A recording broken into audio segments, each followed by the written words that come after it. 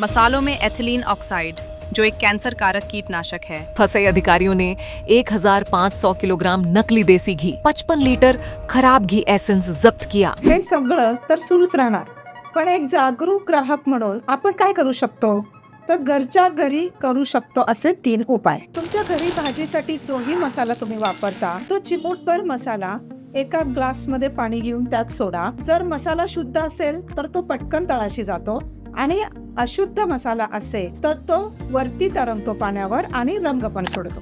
एक चमचाभर तूप फ्रीज मध्ये ठेवा.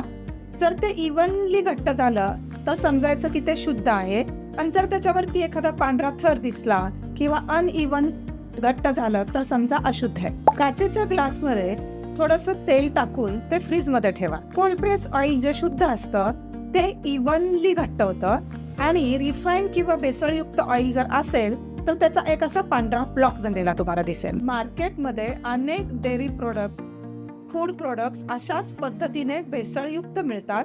म्हणूनच सजग ग्राहक बना आणि अधिक माहितीसाठी आमच्या पेजला चेकआउट करा.